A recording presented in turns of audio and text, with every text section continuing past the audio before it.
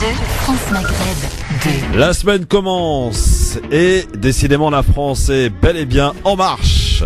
Victoire écrasante ou pas d'ailleurs, nous allons en reparler tout au long de cette émission. C'est parti pour votre émission de Grand Forum de 17h à 19h, horaire ramadanesque.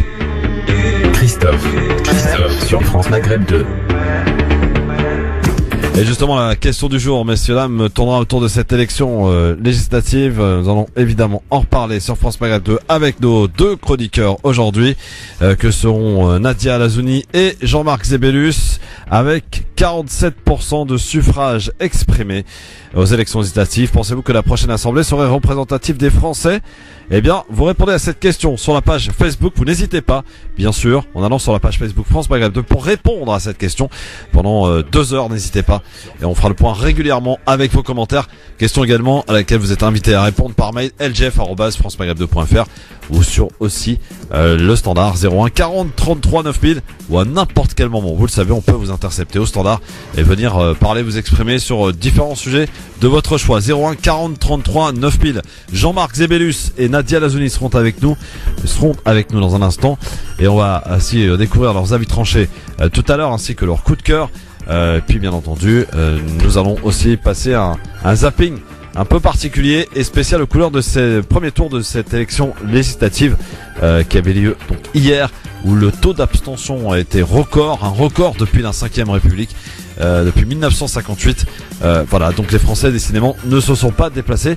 Peut-on quand même parler de victoire nette pour la République en marche? On en reparle ensemble bien entendu sur France Maghreb 2. Dans un instant, l'ami Amar aussi pour les dates du Ramadan. Nous sommes aujourd'hui le 16e Ramadan. Et avec Amar, nous allons évoquer ce qui s'est passé un 16e Ramadan dans un instant, juste après cette magnifique berceuse à écouter, apprécier. Ça va faire du bien aux oreilles. Tak Farinas sur France 2, c'est pas tous les jours. On écoute et on apprécie. Bon début à tous, bon début de semaine à tous. Monsieur Tak Farinas pour une belle berceuse kabyle sur France Maghreb 2, grand chanteur kabyle qui est passé d'ailleurs sur France 2 avec cette superbe chanson. Bonjour à tous, ravi de vous retrouver sur France Maghreb 2, c'est le LGF, le Grand Forum, avec aujourd'hui un beau duo, c'est Nadia Lazouni qui est avec nous. Comment ça va Nadia? Ça va, bonjour tout le monde. Ça va bien? Tout ça va bien et toi Christophe? Monsieur Zébélus aussi, Jean-Marc. Bonjour Monsieur Fro, bonjour Madame Lazoumi, quel plaisir de vous avoir. Plaisir partagé. Surnommé Marie-Tête. Ouais. Et Monsieur Loati, il est où? Monsieur Loati, malheureusement, a un petit empêchement, il ne pourra pas venir aujourd'hui. Très bien. Il s'en excuse. D'accord. Mais il m'a promis d'être là, de revenir au moins une fois, parce qu'après il s'en va apparemment en Tunisie, à Los Angeles, il va faire une grosse tournée. Donc, mais bonjour notre aussi. Star, Ouais. Ah oui, c'est notre ça. star internationale. Oui, c'est ça, Monsieur Loati. Alors, Monsieur Zébélus, on va parler de quoi aujourd'hui avec toi? Je vais réfléchir. Comment ça, tu vas réfléchir? Arrête. Attends, Et on a donné un programme, on envoie des programmes, c'est pour que les personnes puissent, l'animateur puisse s'en occuper. Ouais, je te demande ton programme, donc répète-moi ton programme, s'il te plaît, pour les auditeurs. C'est pas possible ça. Donc, on va parler de quoi avec toi, Jean-Marc? On va parler d'Amina Traoré. Oui. Elle a fait un petit peu une interview concernant le mal qu'on connaît en ce moment. Ce que je dis d'ailleurs très souvent, le terrorisme, le colonialisme, etc., les conséquences. Et puis en deuxième point, j'ai aussi un coup de gueule sur le fait qu'on ait reçu à Cannes un anti-islamiste qui appelle à la mort des Rohingyas. On va parler de ça justement. Il a été reçu. Ça, c'est ton avis tranché, ça, hein? Okay. Non, oui, ça c'est mon avis tranché. Mon coup de cœur, c'est Amina Traoré avec son très beau discours. Nadia qui va revenir, elle, sur les élections législatives. Ça va être très rapide, hein. J'ai pas préparé. Ça sera de la prose, comme finalement, un peu comme d'habitude. Je vais commenter rapidement effectivement les résultats des élections législatives. Et s'agissant, vu que je serai plutôt concise pour mon avis tranché, je demande à Monsieur Christophe Pro de bien vouloir m'accorder 2 coups de cœur. Ah oui, carrément. Ouais, et en plus, tu vois, je te prends dépourvu, hein. Tu vois, je t'ai pas envoyé de message.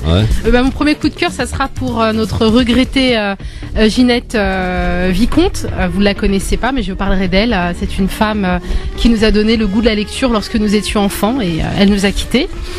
Et puis mon autre coup de cœur, c'est l'Institut Alif de Toulouse, une école privée qui risque de fermer ses portes si on ne leur apporte pas un soutien financier urgent. Voilà. Une école qui est sous contrat avec l'État? Non, c'est une école privée, non, pas de contrat avec l'État. Voilà. Bon, très bien. Alors, il y a du favoritisme là quand même. Là, des fois, j'ai même pas. Ça fait des semaines et des semaines, j'ai pas droit à un coup de cœur. Non. Et là, aujourd'hui, C'est parce que tu viens avec du matériel qui ne fonctionne pas. La dernière fois j'étais témoin, tu n'as pas pu diffuser ton son. Je te tire ma révérence, t'es trop fort. Bon, après cette crise de jalousie, on va y aller maintenant avec Monsieur Amar qui est avec nous. Salut Amar. Salut, salam alaikum. Comment ça va Monsieur Amar? Mais dites donc, c'est quoi, c'est 4 jours d'absence là Amar? C'est pas justifié, moi je suis désolé. Hein. Il y a des impondérables dans la vie, mon cher ami. Ouais, mais vous croyez où là? France Maghreb 2, c'est pas le self-service, hein, on vient pas quand on veut. Hein.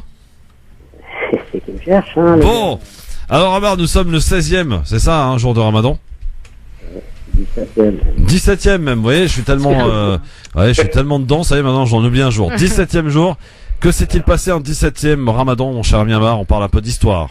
Oui, juste avant, je voudrais signaler une chose, c'est qu'il y a des dates qui sont produites dans les... Parlez bien en face de votre téléphone, Amar, sinon on va rien comprendre. Comment? Parlez bien en face de votre téléphone, s'il vous plaît. Oui, bon, tu m'entends là? Oui, là, je vous entends, allez-y. Oui, je disais donc qu'il y a des dates qui sont produites dans les colonies de l'entité sioniste, et puis donc je voudrais juste donner quelques noms de ces dates. Alors vous avez les Maïdrines, les Adéclim, les Jordan Valley, Jordan Plains, Jordan River, Bet Seva et Solomon. Mais on s'en fout, nous on prend des dates du Maghreb, donc il n'y a pas de problème. Oui, mais toi peut-être, mais pas tout le monde, donc méfiance. Nadia, Jean-Marc, attendez, non, je m'en fous pas. Merci Amar. Merci. Et solidaire. Je confirme, Amar, il y a beaucoup de Maghrébins qui achètent des dates israéliennes. Et je sais que j'en ai interpellé dans les commerces et je leur ai dit attention. C'est pas possible. C'est des dates, je t'assure. Et on m'a dit, on va faire un hochement de tête et on est quand même allé à la caisse avec ces dates. Comment on peut être, par exemple, tiens, je te prends un exemple. Ouais. Comment on peut être algérien ou tunisien et acheter des dates autres que Algérie et Tunisie, sachant que c'est les meilleurs du monde en plus. Parce que soit parce que c'est pas disponible sur le moment, ou parce que les dates israéliennes sont un peu moins chères que. C'est horrible, hein. D'accord, c'est quoi une question d'argent? Une question d'argent, oui. Ouais, une question d'argent. Alors l'éthique, ça passe derrière, quoi. Bah, oui, malheureusement, oui.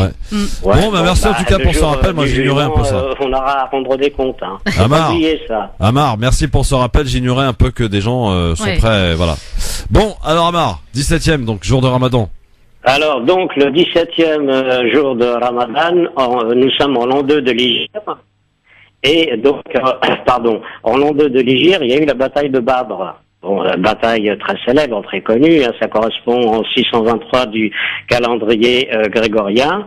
Alors il y avait une importante caravane mécoise, donc qui était passée près de Médine. Et là a eu lieu cette bataille, donc les musulmans ont attaqué cette caravane mécoise. Et ils étaient donc assistés par, nous dit le Saint-Coran, 3000 anges. Bien devant le téléphone, Amar, s'il vous plaît. Donc aux musulmans. Ensuite, nous sommes toujours 17e, et là, c'est ce même jour de l'an 2 de l'Hégire. C'est Rokhaya. Amar, est-ce qu'il faut que je vous apprenne à parler dans un téléphone ou c'est comment là? Parce que des fois vous partez, je sais pas, vous tournez la tête, restez bien en face du trou, vous voyez ce que je veux dire, le micro? Tu m'entends là? Voilà, bougez plus. Oh, bon, incroyable ce type. Bon, je disais donc que ce même jour, 17e Ramadan, en l'an 2 de l'Hégire, Rokhaya, la fille du prophète sallallahu alayhi wa sallam, décède. Et donc, comme elle était l'épouse d'Othman, qui deviendra donc l'un des califes, après son veuvage, Othman épousera, donc le prophète lui fera épouser son autre fille, Kaltoum. En l'an 85 de l'Hégire, donc qui correspond au 12 juin 672 du calendrier grégorien, c'est la mère de notre mère Aïcha, radiyallahu anha. Alors Aïcha, qui est très connue, pour nous autres musulmans bien entendu, c'était une femme très vertueuse, très généreuse, une femme savante. D'ailleurs, les compagnons, quand il y avait des questions à lui poser sur le prophète sallallahu alayhi wa sallam, ils allaient la voir, et elle a compilé de très très très nombreux hadiths de son illustre mari, le prophète sallallahu alayhi wa sallam. Nous sommes là en l'an 21 du calendrier hégirien, qui correspond au 642, et c'est là la mort de je suis planté. je déborde donc sur demain. Donc c'était aujourd'hui ce qui s'est passé pour la date du 17e Ramadan. Voilà. Bon, bah Amar, je crois que ça le Ramadan, ça vous réussit pas, vous. Hein. Vous êtes dans un état, mon pauvre vieux. C'est la fatigue et puis l'âge, le grand âge, c'est normal. Oui, le grand âge. Donc je suis excusable. Mais oui, vous êtes tout excusé, Amar. Merci pour ce partage. Amar, il est excusé, Amar. Il a une excuse. Non, mais je pense que à votre âge, dans votre état de santé, il faut pas jeûner, là. C'est dangereux pour vous, hein. Oui, c'est ça, sûrement. Mais je te dis, le jeûne, ça peut faire, pour vivre jusqu'à 100 ans en plus. C'est beau la foi. Merci, Amar. Oui, absolument. Ouais. Allez, Sahatolek, Amar. Sahatolkoum, à demain, Inch'Allah. Merci à vous, monsieur Amar. Voilà, bon. On a fait un peu d'histoire avec l'ami Amar. 01 40 33 9000. On peut vous intercepter à n'importe quel moment, vous le savez, dans cette émission, dans le cadre de Libertad. La question du jour, je vous la redonne. Et je vous la soumets même, à vous tous et vous toutes. Vous avez d'ailleurs plusieurs possibilités pour y répondre. Avec 47% de suffrages exprimés aux élections législatives, pensez-vous que la prochaine assemblée serait représentative des Français? Jean-Marc Zébellus. Est-ce que la prochaine assemblée sera bien sûr qu'elle sera représentative des Français, puisque personne ne va voter, tout le monde fait de l'abstention, donc on aura ce qu'on mérite, c'est très simple. J'aime bien ça, oui, vu sur ce regard-là, bien sûr. Nadia? Ouais, je suis un peu d'accord aussi avec ce que vient de dire Jean-Marc, hein, plus de 50% d'abstention, donc elle sera à l'image finalement de notre désengagement. Alors répondez à cette question parce qu'elle est très intéressante. 01 40 33 9000. On fait un peu le sondage du lendemain par la page, via la page Facebook France Maghreb 2. On nous appelle 01 40 33 9000 par mail lgf@francemaghreb2.fr et puis un commentaire sur justement la page Facebook qui va un peu dans votre sens, qui nous dit elle représente la France qui vote et ceux qui ne veulent pas voter, eh bien se trouve avec des représentants comme Valls. Après, il faut pas pleurer. Voilà ce que nous dit cet auditeur sur la page Facebook. Vous continuez en tout cas à nous adresser vos commentaires sur la page Facebook France Maghreb 2 et au 01 40 33 9000. Allez, un petit tour du côté du standard avant la pub et avant le zapping. Alors bonsoir. Bonsoir mon cher Christophe, bonsoir aux auditeurs, Kamel à l'appareil. Bonsoir Kamel. Bon, alors écoute, une petite chose si tu me permets, qui n'est pas à prendre comme critique, mais les interventions d'Amar sont d'une qualité et je veille toujours à pouvoir les prendre. Ceci étant, actuellement, tu vois, on connaît pas véritablement l'horaire de son intervention, parce que c'est toujours un enrichissement de l'entendre. 17h10. Au passage. Est-ce que tu peux nous indiquer à quel moment, durant ce ramadan, il intervient, Amar? Mon cher ami Kamel, il intervient tous les jours à la même heure, depuis le début de ce mois sacré du ramadan, sauf qu'il a été absent 3 jours ou 4 jours, je crois, la semaine dernière. C'est toujours en début d'émission, donc après le coup de cœur, aux alentours de 17h10. Aux alentours de 17h10. Voilà. Merci beaucoup, mon cher Christophe. Je t'en prie, Kamel. Bon, alors, faire autre chose, alors, bien évidemment, je vais pas faire une revue de presse de ce qui vient de se produire, etc. dans le pays. Ceci étant, j'aimerais dire que, contrairement aux avis que je rencontre sur Facebook ou dans les interventions qui se déroulent sur les médias, etc., je crois que pour nous, c'est assez révélateur. Et je disais très récemment, justement, par rapport à l'élection de M. Macron, plus ce qui vient de se produire, je dis c'est un bon signe.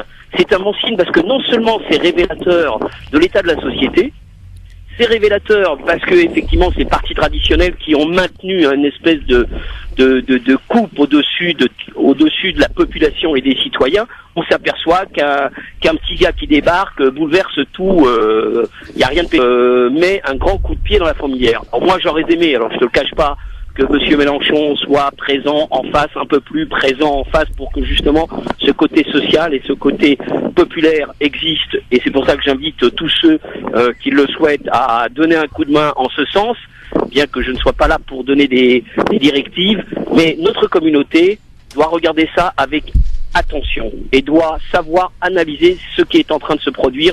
Et je crois que pour nous, c'est très intéressant ce qui se produit et nous devrons en tirer toutes les conséquences et l'analyse qui fera que notre communauté prendra une place inéluctablement dans ce champ politique. À nous de jouer la carte, à nous d'être attentifs et ne nous faisons pas piéger par les sirènes des uns et des autres. Soyons attentifs.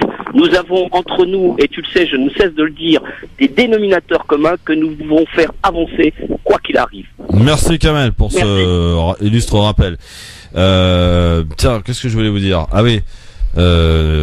Est-il pas urgent finalement d'adopter la proportionnelle quand on voit ce qui s'est passé hier? Ça dépend, c'est-à-dire la proportionnelle. On va partir sur le principe de la proportionnelle avec la multi.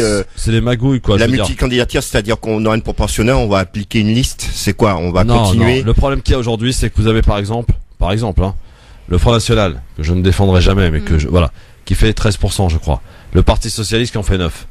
Le Parti Socialiste a plus de sièges, de députés que le Front National. Oui, allez comprendre. C'est du n'importe quoi. Non, mais c'est par rapport, non, là, c'est pas une question c'est par rapport à la circonscription, par rapport au découpage, justement. Des circonscriptions. C'est pas ça. Il faut revoir ce système, il est pourri. Le système, c'est qu'on avait mis la proportionnelle en 1988. Bon, on l'a enlevé. Maintenant, aujourd'hui, à une époque, on pouvait élire quelqu'un par rapport à une liste, c'est-à-dire en fait on votait pour un parti, on votait pas direct. Aujourd'hui, on vote pour quelqu'un. C'est vrai qu'il faudrait une dose de proportionnel parce que ce système permet quoi? Ce système permet qu'il faut avoir, si on a plus de 50% des voix et que que plus de 25% des gens inscrits se sont exprimés, à ce moment-là, on peut passer au premier tour. Ou autrement, on est qualifié des inscrits. C'est-à-dire ceux qui sont qualifiés, faut les faire encore. Mais oui. Alors, est-ce que c'est pas dangereux, Nadia, quand on voit ce qui se profile à l'horizon entre 415 et 458 députés en marche à l'Assemblée nationale? Franchement, est-ce que ça ne mine pas un peu la démocratie? En fait, tout le monde parle du raz-de-marée de la République en marche, alors qu'on s'aperçoit que c'est absolument pas le cas, vu le taux d'abstention. De Gaulle avait peut-être raison, les Français sont des veaux. Attention. Mais en fait, il y en a. Alors, il faut savoir aussi si ils ont, on leur. J'ai vraiment du mal à parler aujourd'hui. C'est plusieurs partis en marche. Oui, c'est plusieurs partis en marche, mais il reste quand même derrière. Non, c'est pas comme à l'époque. C'est un mouvement. C'est un mouvement, oui, mais c'est plusieurs partis réunis. C'est pas comme à l'époque en 58. Des gens de droite et de gauche. 58, on a eu 480 sièges. C'est le record. Aujourd'hui, on n'en est pas loin, mais la majorité absolue, elle est de 288. 267, Après, ils sont peut-être 288. de couleurs politiques différentes, mais ils se sont quand même mis d'accord pour marcher derrière un même homme.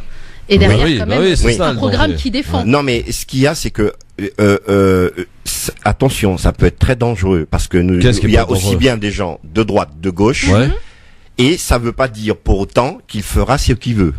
Il peut y avoir des dissensions. Bien sûr. Entre le MoDem, les écologistes, le Parti Socialiste. Au sein même du Parti Socialiste, donc on peut entrer aussi dans une Parti Socialiste. On en parlera dans un instant parce qu'il y a même une petite annonce d'ailleurs dans le Bon Coin ce matin à propos du Parti Socialiste, à mourir de rire. Ce parti fait rire aujourd'hui, voilà. Limite pleurer. Écoutez, je vais vous dire une chose. Il faut garder des mémoires. Moi, je veux dire juste une chose. Que le Parti Socialiste soit mort à cause des dirigeants actuels, je suis tout à fait d'accord. Je te remercie. Que les choses soient revues, je suis tout à fait d'accord. Mais en revanche, n'oublions pas juste une chose. Regardons l'histoire. Sans le Parti Socialiste, aujourd'hui, nous ne serions pas sur cette radio en train de parler. Le Parti Socialiste a fait beaucoup de choses. Si on avait eu que de la droite, depuis le général de Gaulle jusqu'à maintenant, croyez-moi que ce pays ne serait pas ce qu'il est. Allez, il vous cherche, mes amis. Appelez-le 01 40 33 9000. Zébélus, faites-le taire. À tout de suite. Le grand forum sur France Maghreb 2 avec Zébélus, Jean-Marc et Nadia Lazouni qui sont avec nous aujourd'hui sur France Maghreb 2 jusqu'à 19h. Qu'est-ce qu'il y a, Nadia? Non, mais il me fait rire, Jean-Marc. Il t'embête? Non, pas du tout. Sinon, je te change de place. Je te mets à côté de moi. Non, il m'embête pas. Bon. À côté de moi. Quand même, Comme à l'école, Tu sais, non, mais ça va pas, non, Jean-Marc? Calmez-vous, Jean-Marc. C'est vrai que c'est pas encore l'heure de manger, c'est qu'à 22h ce soir, c'est ça. Bon. Ali, bonsoir. Bonsoir. Bonsoir, Ali. Vous nous appelez de Paris 2e? Oui, Paris 16e, oui. Bon. Paris 16, pardon. Oui, très bien, Ali. Je me permettais de vous appeler, effectivement, concernant simplement les résultats des élections législatives. Oui, Ali. Et en fait, simplement ce que je souhaite, et j'espère, de toute façon l'avenir nous le dira, que l'ensemble des députés qui ont été choisis par le mouvement En Marche, on voit que le casting a été fait dans un timing relativement court. C'est clair. Donc le DRH qui s'est occupé de présenter 577 candidats, j'espère que les critères qui ont été retenus sont avant tout la compétence. Parce que sinon on va envoyer 450 personnes qui on a remarqué que l'ensemble des personnes ont été élues sans avoir fait campagne, parce que c'est pas en un mois que des gens qui n'étaient pas connus du jour au lendemain, ils ont été élus dans leur circonscription. J'y crois pas parce que j'en connais certains, d'accord. Ils ont été élus parce qu'il y avait effectivement le président en place, à savoir Emmanuel Macron. Oui.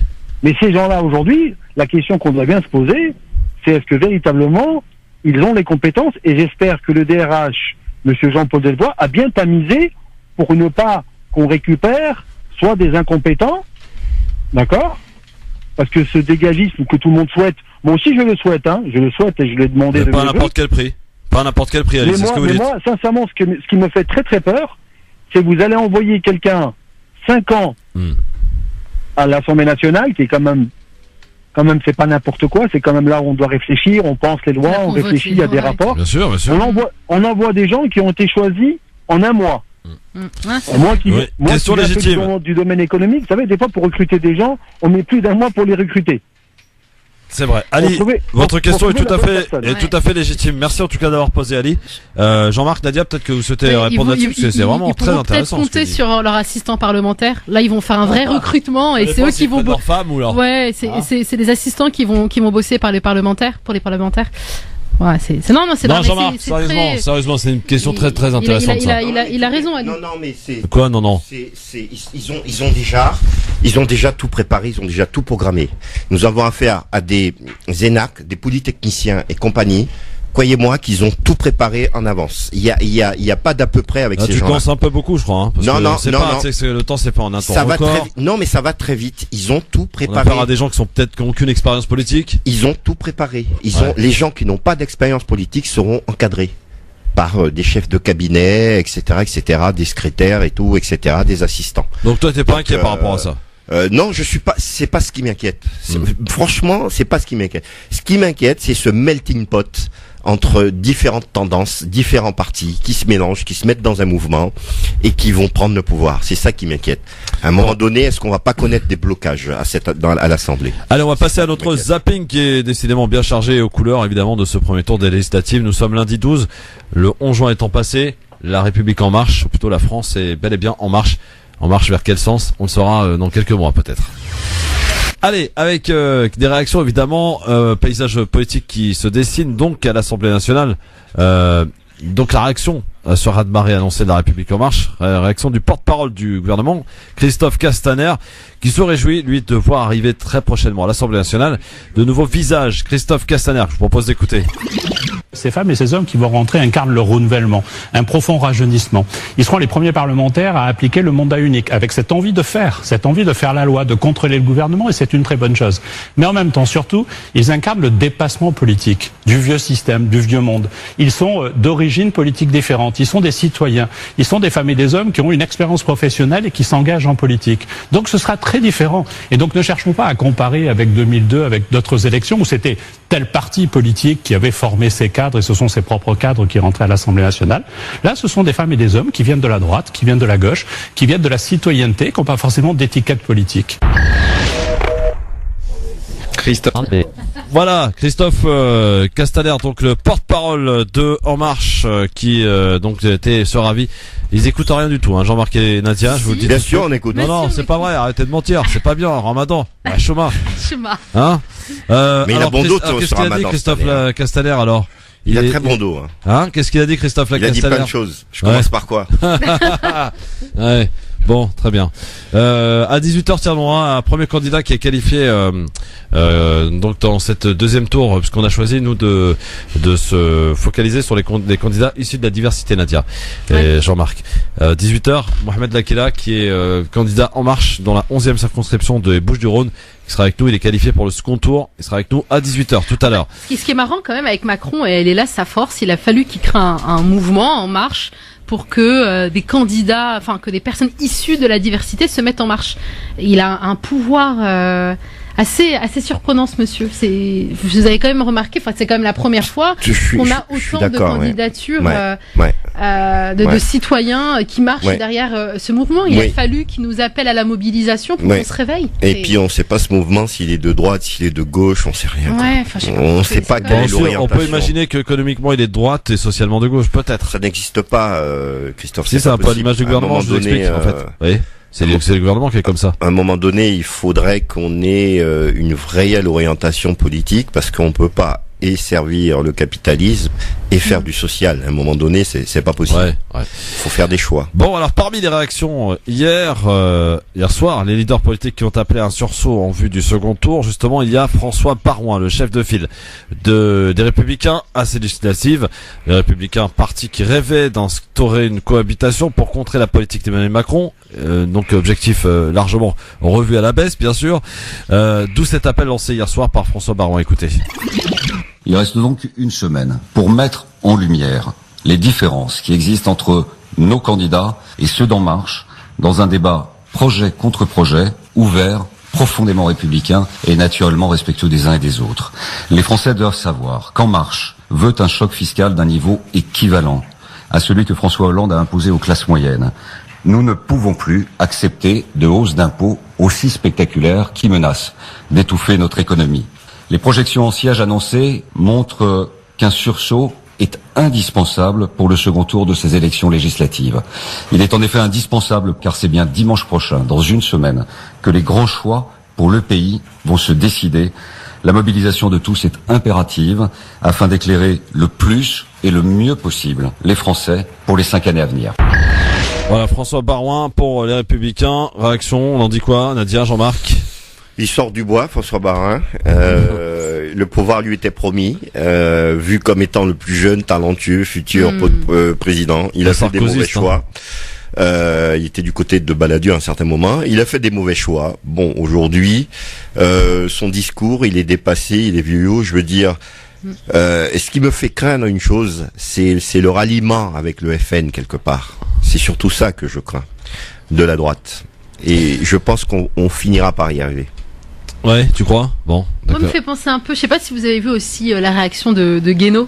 Ah bah on va l'écouter tout à l'heure. Il a pété les plombs. Je l'ai rencontré il y a pas très longtemps. On sent beaucoup, voilà, une espèce d'amertume et il fait la mauvaise, des mauvais perdants. La crise de la soixantaine, il fait là en ce moment, je crois. Non, moi j'ai beaucoup aimé sa réaction. Moi aussi j'aime beaucoup. Là, je l'ai trouvé pour une fois très franc et il se dépolitise. Oui, mais après tout ce qu'il a fait, après tout ce qu'il a écrit, après toutes les orientations qu'il a poussé à Sarkozy à prendre sur le Front National, après à reculer. Je suis désolé, il a ce qu'il mérite. Ah non, mais bien fait. Enfin, ça c'est évident, mais le fait qu'il puisse sortir comme il dit maintenant, aujourd'hui, je suis libre. Et c'est intéressant quand il dit ça. On l'écoutera tout à l'heure. C'est pas par choix, par défaut. Si vous voulez bien. Oui. Illustration en tout cas de la défaite du Parti socialiste. Je vais citer défaite de plusieurs cadres, notamment du parti. Ce soir battu dès le premier tour, c'est le cas de Benoît Hamon, le candidat du parti présidentiel, éliminé dans son fief des Yvelines. C'est le cas également du secrétaire général du Parti socialiste, Jean-Christophe Cambadélis, battu dans la 16e circonscription de Paris. Autre résultat à Villeurbanne, en revanche, Najat Vallaud-Belkacem, l'ancienne ministre de l'Éducation nationale, qui se qualifie pour ce contour, mais qui est loin d'être derrière, le candidat de La République en marche. Et puis aussi, avant d'évoquer la France insoumise, il était en finale de la primaire, donc face à Emmanuel Macron, mais non investi pour ces législatives. Manuel Valls ce soir, hier soir, vire en tête quand même. C'est là où c'est très inquiétant. Donc dans l'Essonne, dans la première circonscription de l'Essonne. Ça, je te l'avais dit, Christophe. Ça, je te l'ai dit sur cette antenne. Je l'ai dit plusieurs fois. Je l'ai dit. Alors c'est assez serré quand même. Non, mais ce qui est vraiment, elle avait fait 20 la dernière fois, Farida. Elle refait 20. J'avais dit que les gens ont la mémoire courte et qui va revenir. Ouais. Et comme c'est pas une élection nationale. Il va revenir, il va rechanter ses chansons, il va rebattre le terrain, il va pratiquer ses méthodes apparatchiques et il risque de passer malheureusement.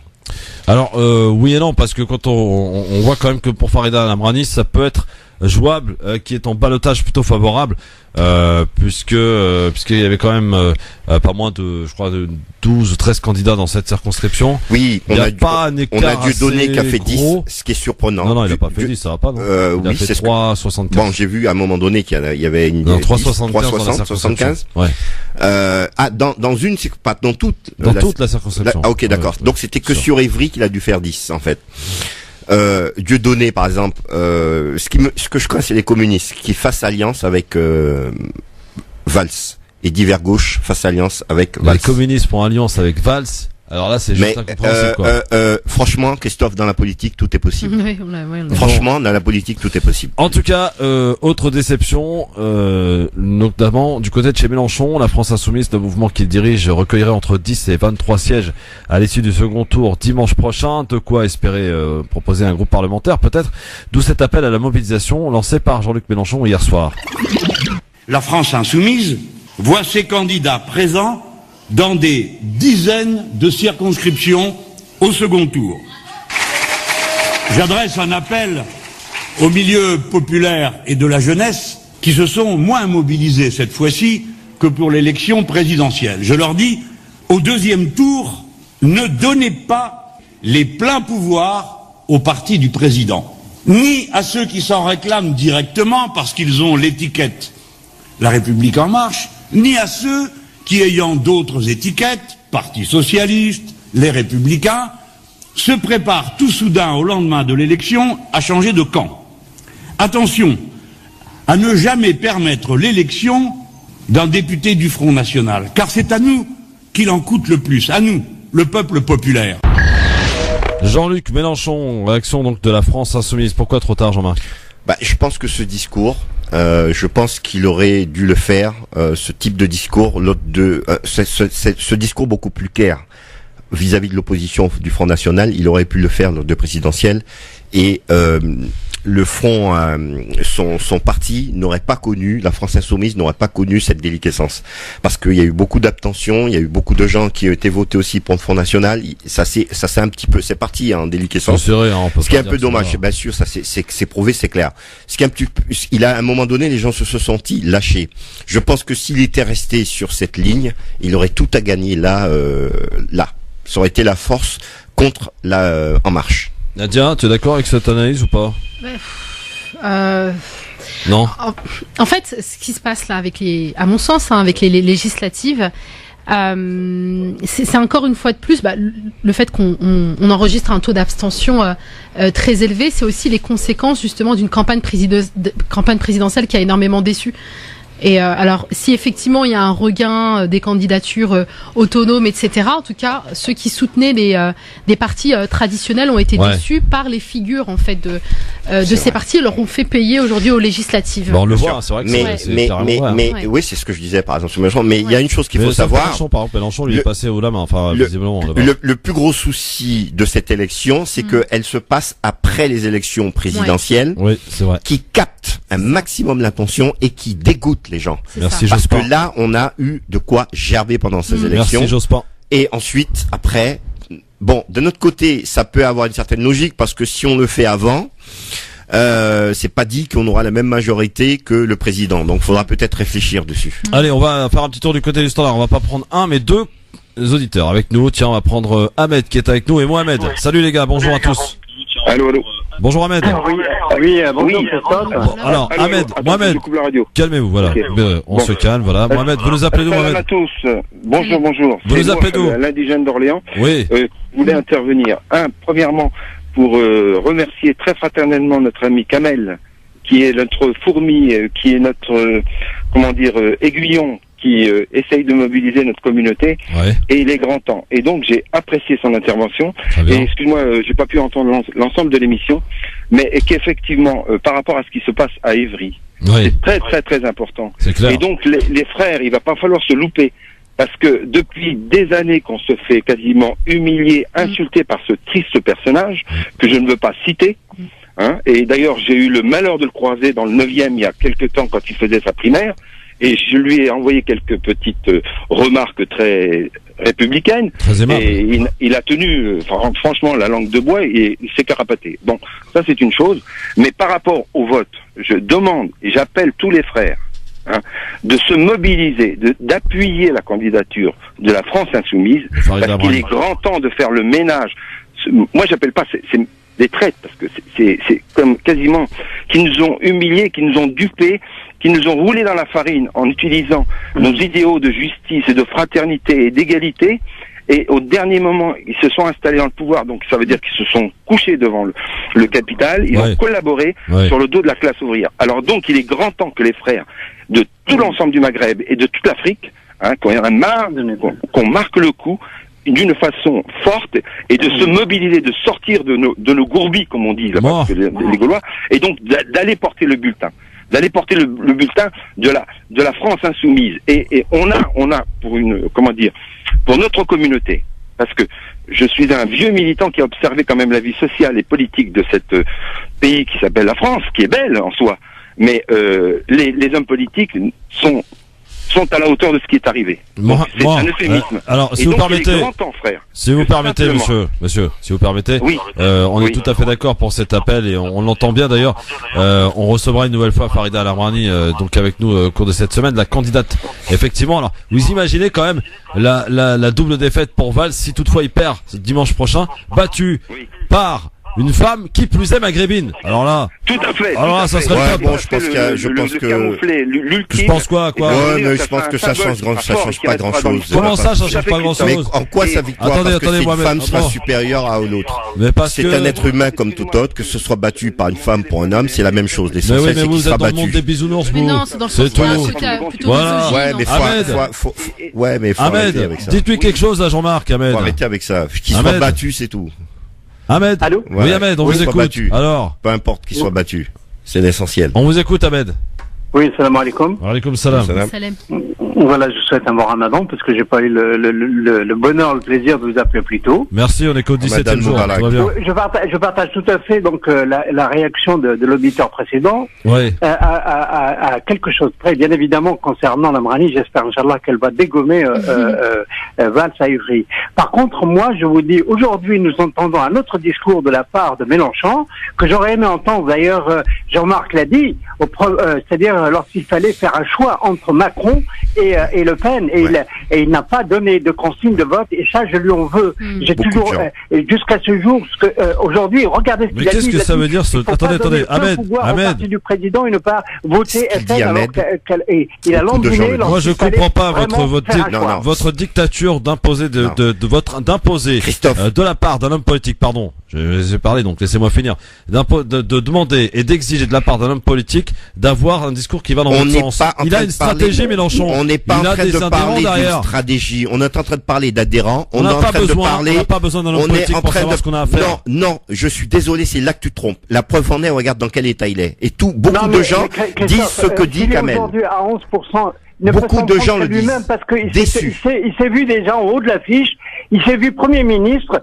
Et je veux dire, il y avait quand même un cheminement. À un moment donné, Hamon lui a tendu la main pour faire une coalition avec ce qui restait bien sûr du Parti socialiste et peut-être une partie du Parti communiste. Aujourd'hui, j'ai fait le total des voix. Entre les trois, ils étaient à plus de 22%, 23% à peu près. Il serait devant LR. C'est par rapport à ça. Mais pour ne pas, parler trop longtemps de lui, je voulais juste dire aussi qu'il faut se réjouir aujourd'hui aussi qu'il y ait de voir que Le Pen a perdu quand même près de 2 millions de voix, je crois, par rapport au présidentiel. Oui, au même titre que Macron aussi, 1,5 million de moins. Il faut pas, pardon. Je disais au même titre que le président Macron, que vous soutenez vous aussi, 1,5 million de voix en moins que par rapport à l'élection. Je ne soutiens pas Macron. Vous avez le droit, Ahmed. Vous avez le droit, assumez-le. Non, mais il a jamais dit ça, Ahmed. Non, il a jamais dit. Non, Ahmed, il a jamais dit. Et moi, je partage son analyse en disant que. Aujourd'hui, je suis pour cette diversité au niveau d'un mouvement, pas de parti. Je ne peux plus supporter les partis politiques qui s'installent et qui fonctionnent justement avec cette, vous savez un peu cette mécanique des partis qui fait que nous on est complètement largués. Et donc voilà pourquoi. Mais sinon, pour revenir juste très rapidement au scrutin majoritaire et proportionnel que vous avez soulevé tout à l'heure, Christophe, il faut pas oublier que le scrutin majoritaire, il désigne quand même une majorité stable, contrairement au scrutin proportionnel, qui est plus juste et plus démocratique, mais qui avec le jeu des coalitions, avec moins de stabilité, parce qu'on fait tant pis, vive la démocratie, c'est tout. Tant pis, vive la démocratie, c'est tout. On va pas bien sûr. Mais vous savez que vous considérez que c'est bien d'avoir une telle majorité, 415, 458 députés en marche à l'Assemblée nationale, des députés qui n'ont même pas d'expérience, le connaît dit là-dedans. Ça n'a rien d'expérience. Faut arrêter, hein. Il y en a on en a marre de ceux qui ont 30 ans à l'intérieur. Qui représentent la France de dans la gamelle depuis 30 ans. Et de toutes les, je vais dire, c'est le choix qu'on fait, c'est ça, c'est la représentation. Non mais si vous pensez que c'est bien, tant mieux, c'est ce que vous espérez pour votre pays, tant mieux. Moi, pas de problème. Je pose des questions. L'effet pervers de la proportionnelle, c'est qu'on vote pour une liste, en fait, un parti. En fait, on renforce aussi quelque part le parti. Ouais. Non, et là, pas pour une personne. Pour dire justement, le problème, c'est que la proportionnelle, elle est peut-être valable pour Le Pen qui souhaiterait ça, mais je vous dis, après, il faut avoir c'est un jeu de coalition et un rôle primordial plus important que le poids réel des partis dans la constitution d'une majorité parlementaire. Merci Ahmed. Bonne soirée à tous. Merci beaucoup Sarah Tolak en tout cas. Allez, on continue avec vos appels dans un instant et la suite de notre zapping, bien sûr. Et notre invité, Mohamed Lakila, il a gagné, il est en marche. Enfin, il est qualifié pour le second tour en marche. Lakila, donc du côté de la 11e circonscription des Bouches-du-Rhône. À tout de suite. France Maghreb 2, France Maghreb 2. Le grand forum, merci d'être avec nous avec Nadia Lazouni, avec Jean-Marc Zébélus. Et vous le savez, sur France Maghreb 2, la campagne du deuxième tour a bel et bien commencé. Vous savez que cette élection, la campagne dure une semaine. Il y a que d'ailleurs la présidentielle où il y a une campagne de 2 semaines. Pour toutes les autres élections dans ce pays, c'est une semaine. Donc ça va vite, ça va très vite même. Et les alliances doivent se faire rapidement, si tant est qu'il doit y en avoir. Et on va s'intéresser, si vous le voulez bien, ensemble avec Nadia et Jean-Marc, et bien me poser des questions à celui que nous avons reçu la semaine dernière, qui est candidat En Marche, donc la République En Marche, dans la 11e circonscription des Bouches-du-Rhône, et qui est arrivé en tête. Donc un double bravo, félicitations Monsieur Lakila, bonsoir. Oui, bonsoir à tous et merci de me recevoir à nouveau sur votre antenne. Alors on va situer un petit peu votre score, 35%, c'est votre score que vous avez obtenu hier pour ce premier tour de cette élection. Vous affronterez pour le second tour, donc dimanche prochain, Monsieur Christian Kerr, qui est lui député LR, qui se présente pour la 7e fois, qui a lui récolté 19%. Tout à fait, alors pas de triomphalisme, beaucoup d'humilité, puisque le taux de participation est assez faible, nationalement, mais également chez nous. Beaucoup de gens n'ont pas voté. Alors là, il y a plusieurs raisons, mais il y en a une quand même qui, pour moi, est fondamentale. Rappelez-vous, la présidentielle, la France est complètement fracturée, avec des abstentionnistes qui représentent quasiment 20%. Oui. Donc derrière, ça se répercute sur les législatives, puisque certains, n'ayant pas leur champion qualifié, se sont abstenus. Donc aujourd'hui, pour ce second tour, je m'adresse à tout le monde. Bien évidemment, je remercie ceux qui ont voté pour moi, mais je m'adresse aussi à l'ensemble des électeurs, qu'ils aient voté Front National ou qu'ils aient voté pour Mélenchon, voire l'extrême gauche. Je crois que c'est des gens qui souffrent, et notamment dans des secteurs comme les Pennes Mirabeau, Septem, où les gens craignent l'insécurité d'emploi aussi, du logement. Alors ces gens-là, il faut les rassurer, il faut aussi leur ouvrir des perspectives avec des propositions qui vont dans le bon sens pour créer de l'emploi, aider à la création d'entreprises. Donc je crois que c'est fondamental, et pour ça, il faudra un rassemblement très large avec une forte majorité qu'il faut apporter à Macron au deuxième tour, donc avec des députés responsables, et qui vont libérer un petit peu, je dirais, tous les carcans aujourd'hui qui pèsent sur les entreprises. Une entreprise française aujourd'hui, quand elle part sur une course du 100 mètres, elle a déjà 20-30 kilos de sacs de sable sur les épaules. Mais il faut enlever tout ça, il faut libérer, il faut aider à la création d'entreprises. Alors, Mohamed Lakila, avant de laisser la parole à mes chroniqueurs aujourd'hui, Jean-Marc et Nadia, moi j'avais une question à vous poser en me faisant un petit peu l'écho d'un auditeur qui nous appelait tout à l'heure et s'interrogeait sur le casting des députés choisis ou des futurs candidats choisis par En Marche dans un temps record, se posant la question finalement du peu d'expérience politique que ces candidats ou avaient en politique, donc se retrouvant à l'Assemblée nationale.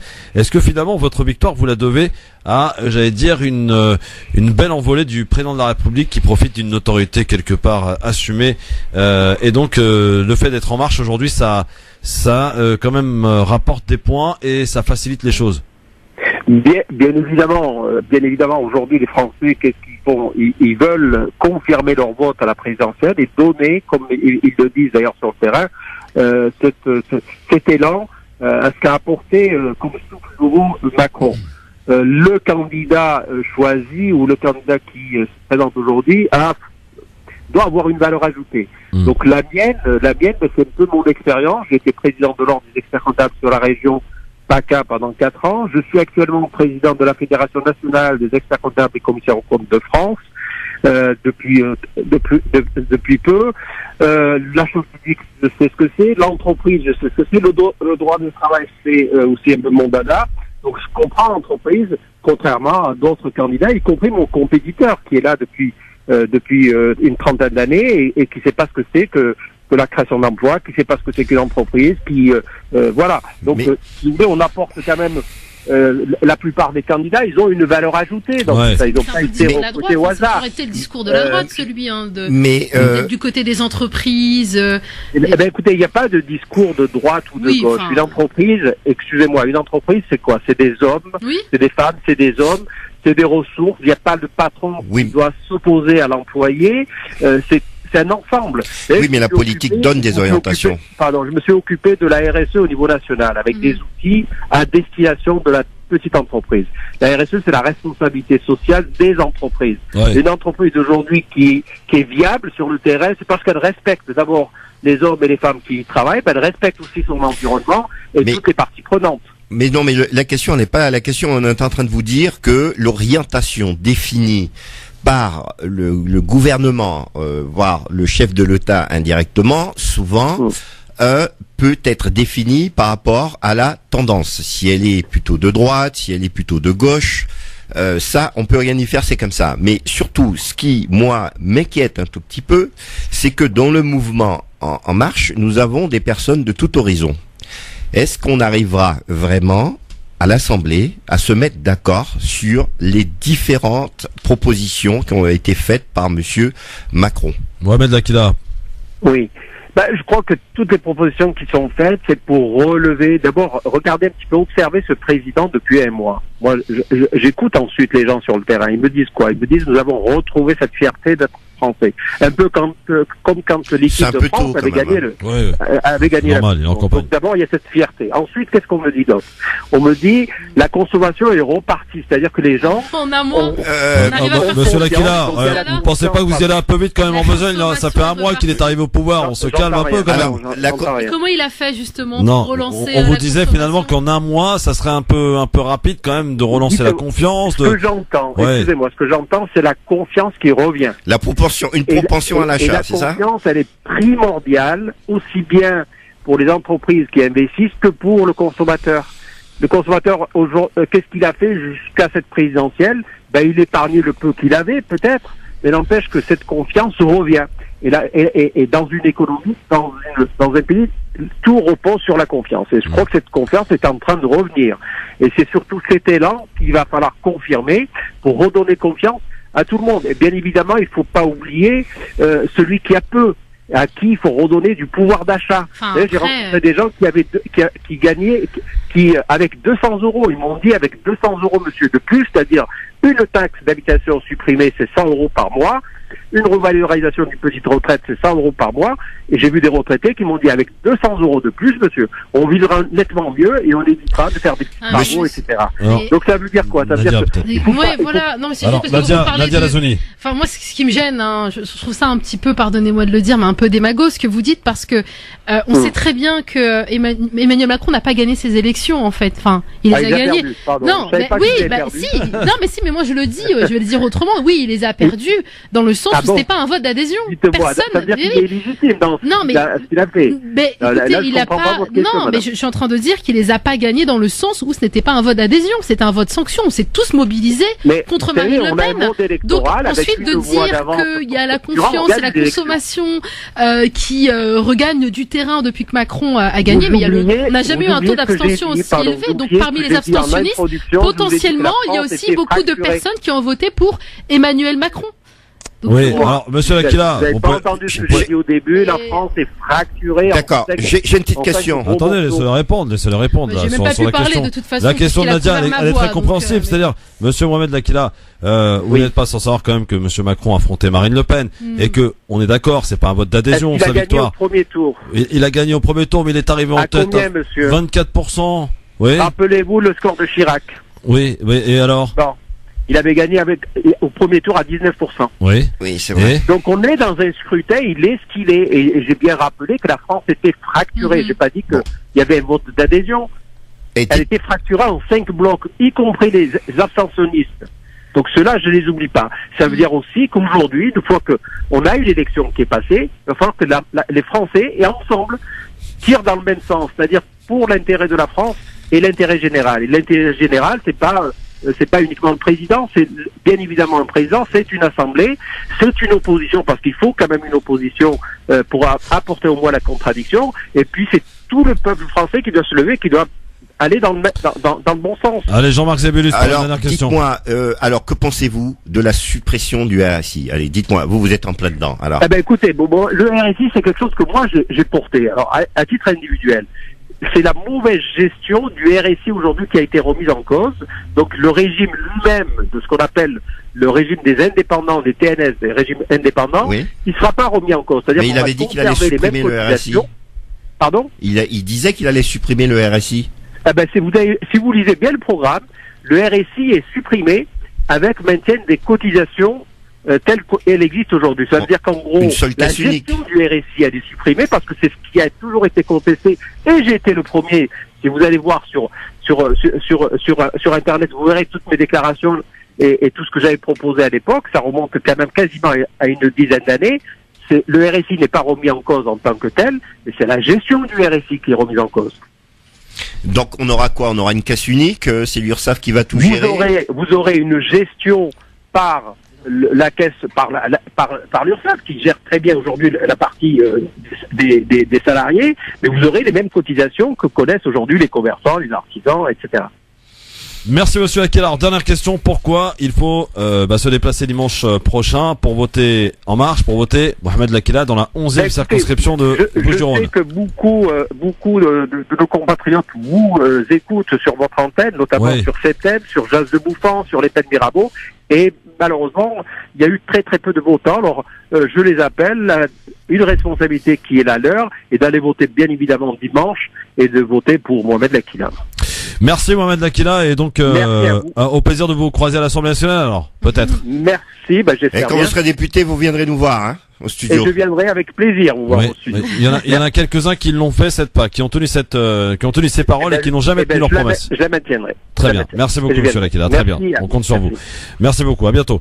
Voilà, pour premier candidat, on en aura d'autres, hein, évidemment, on en aura pas mal ton de cette semaine, notamment Farid El Amrani, on essaiera d'avoir aussi un adjoint au maire de Bobigny qui a gagné apparemment et arrive au premier tour de cette élection législative.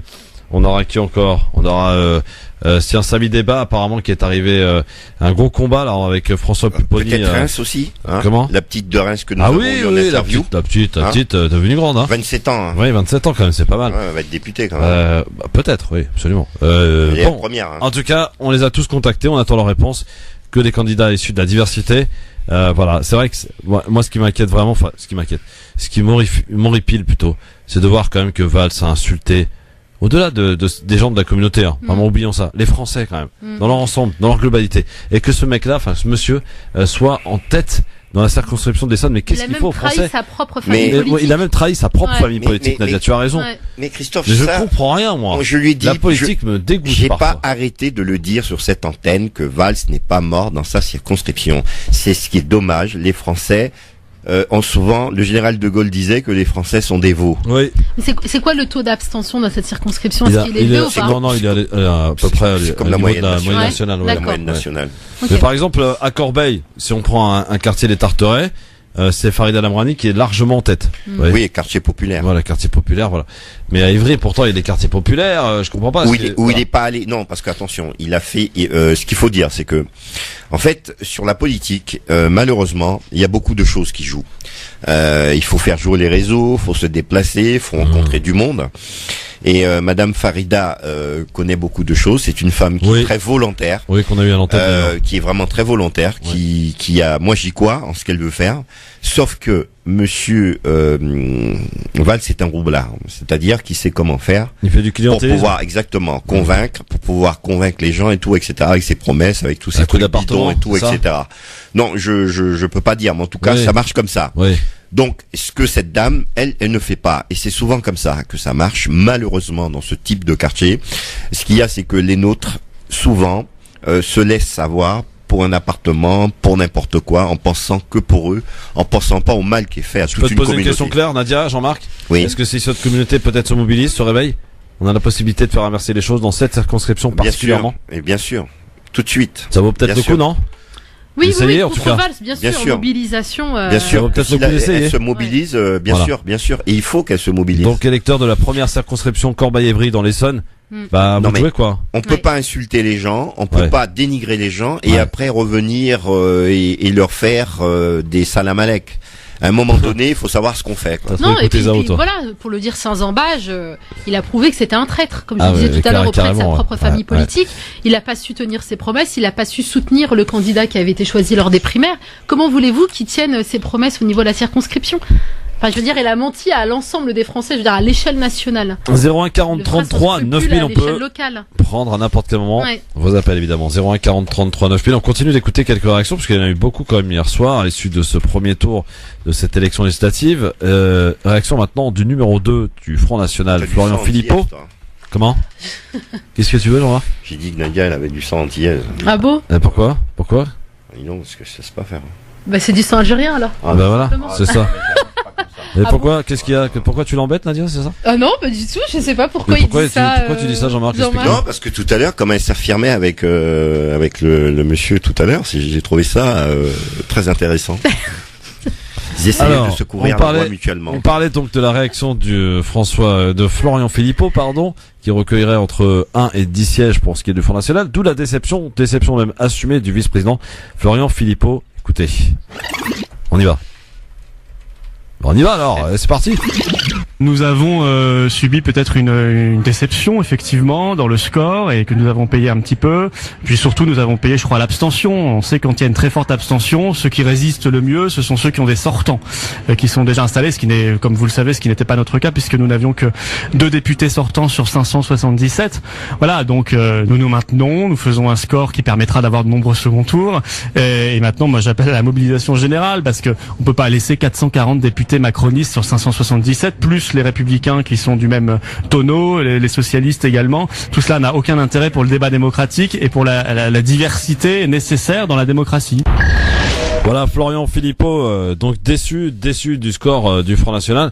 On va quand même rappeler à toutes fins utiles quand même que Marine Le Pen, dans son fief là-bas à Hénin-Beaumont, a fait quand même 43%. Ce qui est pas rien quand même. J'ai eu l'occasion d'y aller dans cette ville il n'y a pas si longtemps que ça. Ouais, je comprends. Je comprends. Oui, je comprends. Les gens sont très très particuliers dans cette ville. D'accord. Ok. Nadia? Oui, bah, comme tu disais, c'est son fief. Donc à partir du moment où regarde Valls, typiquement, il a réussi à être en tête à l'occasion donc de ces législatives, en tout cas pour le premier tour, parce que c'est précisément son fief. Il est en famille, même si ça paraît irrationnel. Il y a des liens qui s'y sont tissés et il y a une communauté qui s'organise autour d'une personne. Aux dernières nouvelles, Dieudonné aurait fait 5. Oui, 5 à Évry. 5 à Évry. Sur Évry. 3,60. Sur Évry, c'est quand même pas mal pour quelqu'un qui a on va donner jamais des nouvelles de notre Hanan Zawani national qui se présentait, vous savez, pour le compte français musulman, pour la circonscription de Drancy, Bobigny, etc. 1,75 notre ami Hanan. Bon, c'est pas brillant au départ, mais l'essentiel c'est d'essayer, c'est bien. C'est bien, bravo. C'est bien. Moi je lui ai dit de toute façon que elle ne perd pas, elle apprend. Exactement. Donc bravo Hanan, parce qu'elle n'a pas lâché. Elle n'a pas lâché le combat. Non, je suis assez satisfait qu'elle ait été jusqu'au bout. Bravo. Ouais. Pourquoi tu la croyais pas capable? C'est pas toujours évident la politique. C'est vraiment pas toujours. D'ailleurs, on va vous raconter une petite histoire. On va vous raconter une petite histoire d'un truc qui est arrivé, mais qui est hallucinant à une de notre équipe, Inda Djeridi, qui est une suppléante d'un candidat sans étiquette dans cette circonscription à Paris, je crois 19e, 20e. et donc ils vont au bureau de vote hier matin, ils s'aperçoivent que les bulletins de vote, ils n'étaient pas là. Ils n'ont pas été imprimés. N'ont pas été imprimés par la préfecture. Alors là, Inda qu'on connaît, qui est vraiment un cœur de ouf et tout simplement fondu en larmes parce que voilà, c'est aperçu que la politique. C'est que les pompiers sont venus. Oui, elle a fait un malaise. Elle a fait un malaise notre Inda parce qu'elle s'est aperçue que la politique, ça peut être ça aussi. Bon, parce que je lui avais prévenu de faire attention. Voilà. En tout cas, elle est un peu trop pure pour faire de la politique, notre Inda. C'est un peu comme toi, Nadia. Fais pas de politique. T'es trop pure. Non, ça m'intéresse pas. Voilà. Alors. Ça m'intéresse pas. Ça me fatigue, tout ça. Exactement. Ouais. Alors, les socialistes, eux, alors ça nous fatigue pas, ça nous fait rigoler. Les socialistes, un PS laminé. Et c'est l'ancienne présidente, en raison de son aveuglement, qui est responsable de cette débâcle, d'après Gérard Filoche, membre du bureau national du PS, qui s'est réuni ce matin. Écoutez Gérard Filoche avec son franc-parler légendaire. Quand on va dans le mur, ça fait mal. Mais il pouvait changer à tout moment. On pouvait, après les municipales, modifier les choses. On pouvait, après les régionales, modifier les choses. On pouvait ne pas faire la loi El Khomri. On pouvait ne pas faire le CICE. On pouvait ne pas s'engluer dans l'histoire de la déchéance de nationalité. On avait tout, la gauche, en 2012. Tout, absolument tout. Le Sénat, l'Assemblée, les villes, les régions. Et Hollande nous a tout fait perdre. Hollande, pendant 5 ans, a trahi la gauche. Et pendant 5 ans, la gauche, au lieu de faire une politique de gauche, elle a fait une politique de droite. Et quand on fait une politique de droite, on perd comme on vient de perdre. J'ai essayé d'éviter ça avec toute la gauche socialiste pendant 5 ans. J'ai essayé d'éviter cette catastrophe. Mais qu'on vienne pas nous dire que c'est à nous la responsabilité, comme le monsieur veut oser me le dire. Bravo monsieur Filoche, parce que le bilan est malheureusement triste, tout ce qu'il vient d'être dit. Mais bravo monsieur Filoche. Je dirais que je pense que c'est trop facile de taper sur comment ça, c'est facile, le président. Non, mais je peux m'exprimer, merci. Oui. Le problème, c'est pas le président Hollande. Le problème, c'est pas le président Hollande. Qu'il ait fait des mauvais choix, qu'il ait fait des choses, bref. Le problème, c'est les gens qui dirigent le Parti Socialiste. Parce que, à un moment donné, depuis un certain temps, c'est du n'importe quoi dans ce parti. À tel point que Hollande en est devenu le représentant et le président par défaut. Aujourd'hui, Cambadélis, qui est dans son parti, personne là n'a su supporter Hamon. Personne n'a su dire ceux qui sortent des clous. À commencer par le président. Non, mais il est président. Après, il peut inventer tout. À la limite, le président, on s'en fout. Mais le plus important, c'est le secrétaire du parti qui prend les décisions. C'est pas le président. Donc, c'était au secrétaire de trancher et de dire, voilà, tous ceux qui ne vont pas supporter un tel seront exclus du parti. Qui te dit que c'est pas une manœuvre de Hollande derrière? Mais Hollande je veux pas spéculer sur des choses que je vois pas. Non mais d'accord, mais je veux bien. Trop facile. Moi je veux bien.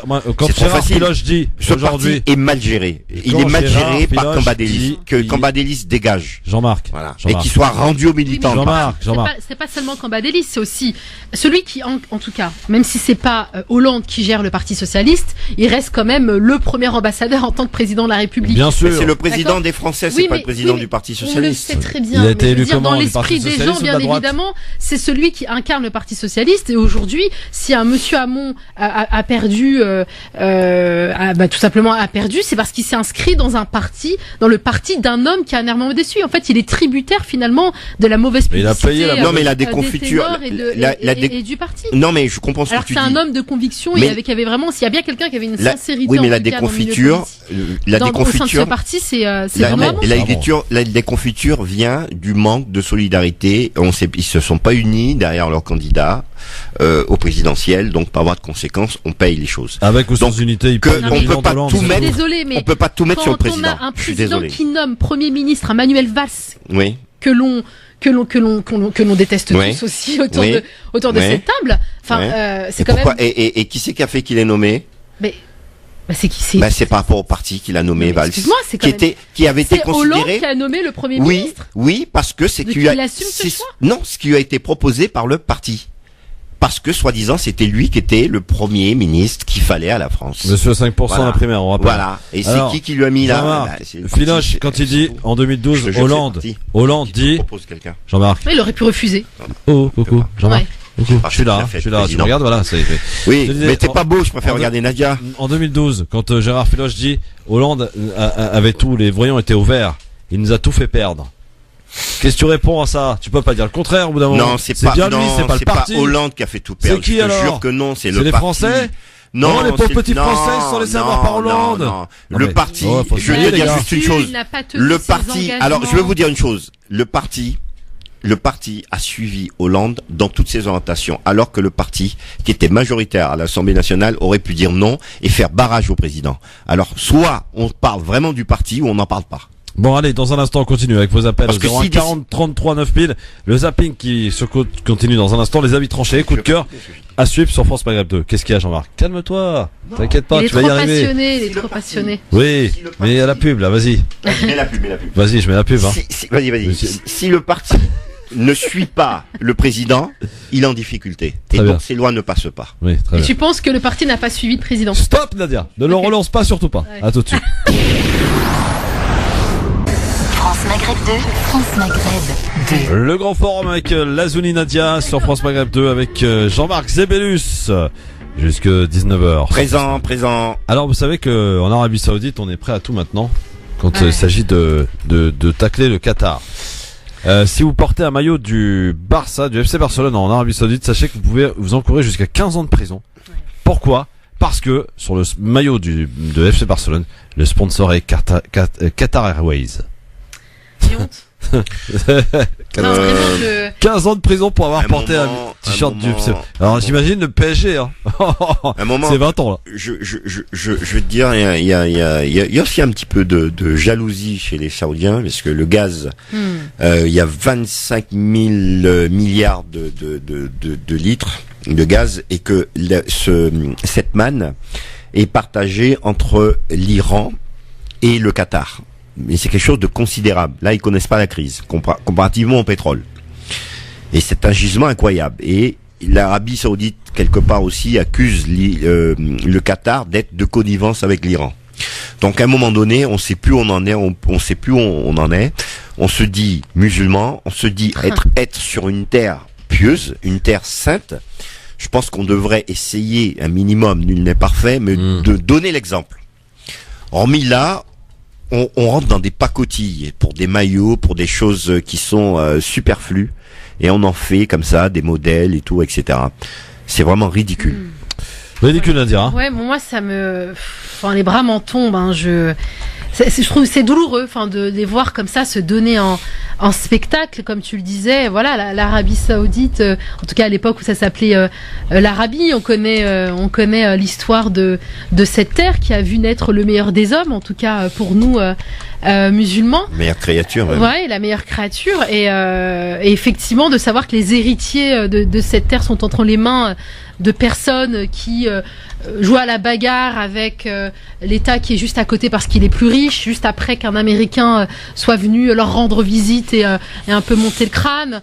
Et puis de savoir que ce même État a injecté des millions dans le fond de la fille de Trump, alors que il y a une pauvreté en Arabie Saoudite.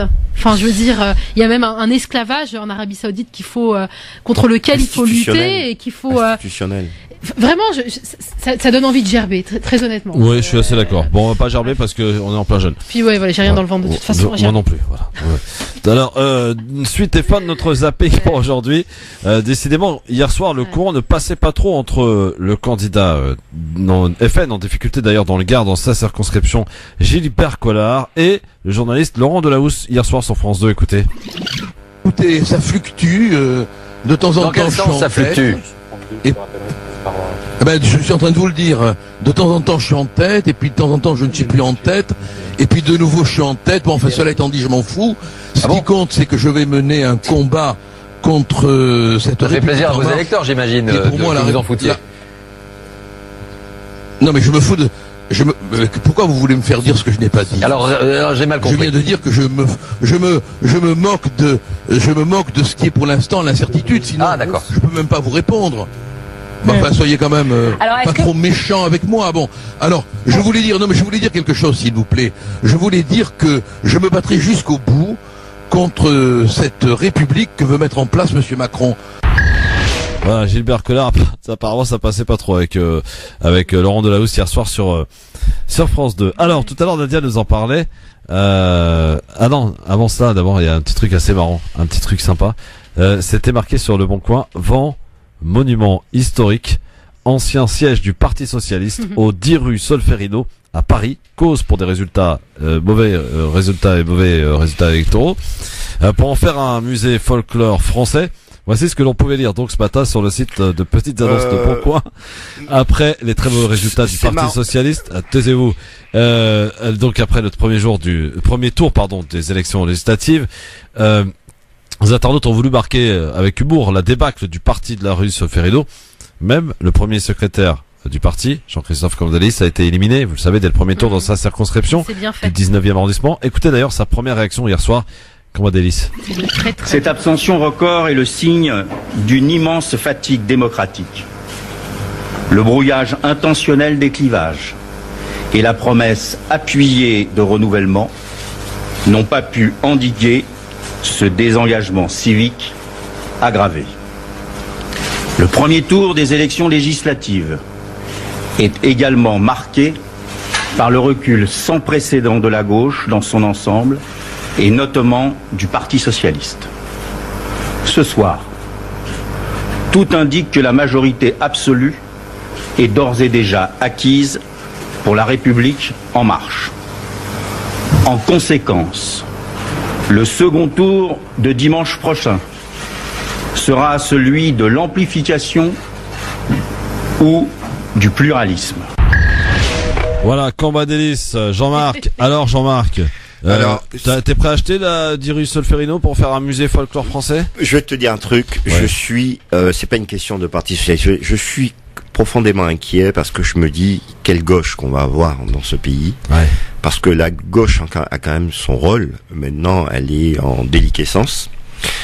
Ça m'embête un peu parce que je me dis qu'il faudra aussi un petit frein, faudra quand même penser au social, faudra quand même penser à pas mal de choses, aux acquis et revoir encore des choses d'une nouvelle façon. Donc je suis un petit peu inquiet par rapport à ça. Tout le monde se réjouit de la mort du Parti Socialiste, mais moi je ne m'en réjouis pas parce que je me dis qu'est-ce qu'on va mettre à la place, qu'est-ce qu'on va faire à la place, qu'est-ce qui va prendre le relais. Ouais, après c'est peut-être une mort, on va dire temporaire, pour mieux ressusciter, on va dire peut-être que c'était l'occasion, cette débâcle justement, de revoir l'ADN du parti. Pourquoi vous voulez ressusciter le Parti Socialiste, Nadia ? Non, enfin je veux dire peut-être sous un autre nom. Non, mais peut-être sous un autre nom, mais avec les vrais idéaux, tu vois, le vrai socialisme tel qu'on l'a connu, celui qui nous a apporté en tout cas des acquis sociaux auxquels on ne veut pas renoncer. Et je pense qu'ils doivent revoir leur ADN. À un moment donné, ils se sont perdus. La frontière était vraiment floue entre la droite et la gauche. Il faut juste revenir sur les rails, peut-être. Je suis d'accord, c'est tout à fait ça. Parce que bon, Monsieur Fro est un capitaliste, donc les acquis sociaux, ça le concerne pas trop. Il a imposé sur la fortune, donc il s'en manque un petit peu des pauvres que nous sommes. Mais nous, les pauvres, nous sommes attachés à nos acquis sociaux. Nous sommes la France d'en bas. Vous êtes la chance qu'on est en Ramadan parce que je vous dirai bien des choses. Vous. Nous sommes la France d'en bas. Vous êtes la France d'en haut. C'est incroyable d'inverser les rôles comme ça. Je peux comprendre. Hein, c'est incroyable d'inverser les rôles comme ça. Mais bon, tiens, on va terminer ce zapping parce que Nadia nous en a parlé tout à l'heure. C'est Henri Guénaud qui est sèchement battu. Décide d'arrêter la vie politique et est absolument très amer. C'est ce qu'il a laissé transparaître en tout cas hier chez nos confrères de BFM TV. Voilà, je suis allé au bout de mes engagements politiques, ça fait plus de 30 ans. Un seul mandat de député qui vient de s'achever. Mais voilà, je crois que là, j'ai épuisé le sujet. Je pense que la France... C'est-à-dire vous arrêtez, Henri Guénaud ? Oui, il n'y a pas de... On fait 4,5%. Même si l'électorat qui a voté dans la deuxième circonscription de Paris aujourd'hui, dans le 6e arrondissement, le 5e et une partie du 7e, est à mes yeux à vomir. Vous m'entendez bien, c'est-à-dire espèce de entre les bobos d'un côté qui sont dans l'entre-soi, dans le. Les mots que vous employez sont très très durs ce soir. Oui, mais bien sûr, mais maintenant je suis libre, donc voilà. Fini l'hypocrisie. Vous êtes présenté devant eux, fini l'hypocrisie. Et alors, ben voilà, mais vous savez, ce sont les mêmes. Et puis donc il y a les bobos, je peux pas en parler, dans l'entre-soi de leur égoïsme. Puis il y a cette espèce de bourgeoisie traditionnelle de droite, c'est celle qui va à la messe, qui envoie ses enfants au catéchisme, puis après qui vote pour un type qui pendant 30 ans s'est arrangé à tricher par tous les moyens. Bon, voilà, c'est tout. J'ai voulu aller jusqu'au bout. Je suis allé jusqu'au bout. Un peu pétaigniste, vous savez, tous ces gens-là qui ont voté à la primaire de la droite, qui nous ont fait. Voilà, donc voilà, ça c'est ma première remarque. Ma deuxième remarque, c'est ma famille. Il y a des gens qui ne peuvent pas comprendre très bien ce soir pourquoi vous vous êtes présenté. Je me suis présenté pour aller au bout de ma démarche. Voilà. Mais quel mépris pour les électeurs quand même. Ah, pour vous cela, êtes en train de parler de vos électeurs, pour cela, oui. de ceux devant qui vous vous êtes présenté et vous dites qu'ils sont à mais vous n'allez pas me donner des leçons ce soir. Non, j'essaie de comprendre pourquoi est-ce que vous vous présentez devant des électeurs que vous estimez être des gens à vomir. Mais non, mais voilà, je constate, c'est tout. Je constate ce qu'ils ont fait au moment de la primaire. Je constate pour qui ils ont voté, contrairement à tous leurs préceptes moraux. C'est cette hypocrisie du socle sociologique sur lequel la droite s'est rétrécie. Voilà. Maintenant, je suis allé. Moi, je suis allé. Avoir une forme de responsabilité. Mais c'est bien. Ma forme de responsabilité, je l'assume. D'ailleurs, ce soir, c'est bon. J'ai pris mes responsabilités. Est-ce que vous êtes appelé à voter pour quelqu'un au deuxième tour? Ah, certainement pas, madame. Mais alors là, c'est du grand moment de télé. Bon. Je crois qu'il faudra le regarder dans le zapping. Jean-Marc, sérieusement. Mais c'est du Guénaud. Non, mais c'est trop fort. Non, il est toujours comme ça, Guénaud. C'est du Guénaud. C'est du Guénaud. Il est comme ça. Ah non, mais c'est puissant. Moi, je trouve ça puissant. C'est une girouette. C'est du Guénaud. C'est un opportuniste. C'est un mec très intelligent. Et il fait sa pleureuse très souvent. La défaite de Sarkozy nous avait fait pareil, hein, le même cinéma, il y a même un documentaire et tout, etc. C'est du Guénaud. Juste avant de passer aux avis tranchés au coup de cœur, on est super en retard, mais c'est pas grave. Tiens, je voulais vous faire écouter quand même ceci. C'est parfois assez dangereux d'être journaliste, surtout sur BFM TV en plein 19e arrondissement de Paris. Dans cette 16e circonscription de Paris, on est ici dans le 19e arrondissement de la capitale, un environnement, un arrondissement plutôt mixte, assez populaire d'un côté, assez bobo de l'autre. C'est toi, Jean-Rémy, qui sort avec ma soeur de 16 ans? Ouais, ça va. C'est le bâtard? Oh, ça va. C'est toi qui sort avec ma soeur de 16 ans? Je vous laisse. Oui, alors, petit incident, on va retrouver Jean-Rémy Baudot dans un instant, mais ça va nous donner l'occasion de reparler du Parti Socialiste. Chose à passer, Christophe. Non, mais voilà. Non, mais quoi, c'est drôle, non? Non, mais c'est pas marrant, ça. Ici, non? Hein? Non, mais franchement. Non, mais voilà, c'est parfois d'être journaliste dans le 19e, ça peut être dangereux, hein. Non, mais franchement. C'était sur BFM TV hier soir à 19h. Propagande, là. Faut que je trouve ces images-là. Non, quoi, propagande? Vous êtes fous, quoi? C'est un truc, quoi? Ben voyons. Nous avons des auditeurs très sérieux. Et alors? Je crois pas qu'il leur faut de passer ce genre de choses. Pourquoi? Qu'est-ce qui vous a choqué? Ils sont là à écouter, ils sont accrochés à vos lèvres, c'est pas pour écouter ça. Mais pour écouter quoi? Qu'est-ce qui vous a choqué? Non, mais là, c'est stupide, ça. Et c'est qui le patron dans cette émission? C'est vous, c'est moi? Non, c'est toi, mais j'ai mon avis à donner. Eh ben, taisez-vous, on s'en fout de votre avis, voilà, c'est tout ce que j'ai envie de vous dire. C'est stupide. Et tiens, justement, pas trop pas, c'est stupide, espèce de dictateur, là. Il est fou, ce type. 5, 4, 3, 2, 1, 0.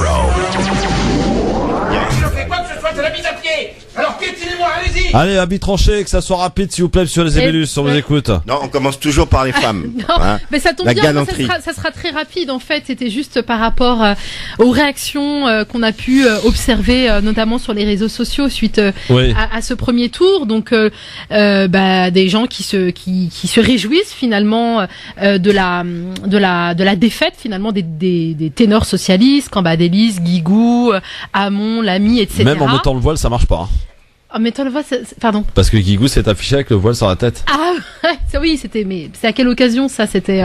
Ouais, c'est il y a pas longtemps. En tout cas, ça a fait un truc sur Internet, un truc de ouf. Hein. D'accord, ok. Et puis pareil, il y a eu aussi la défaite de personnes que l'on méprisait chez nous, qu'on appelle assez communément les traîtres, comme Bouty ou Ramayad, etc. Puis d'autres aussi étaient contents de voir émerger, foisonner toutes ces candidatures autonomes qui sont issues, comme on dit, de la diversité ou de l'immigration dans les quartiers, qui du coup, par solidarité ou même par sentiment purement communautariste, il faut le dire, appellent à voter pour des candidats issus de la diversité. Donc j'ai juste envie de dire, attention de ne pas tomber dans ce travers.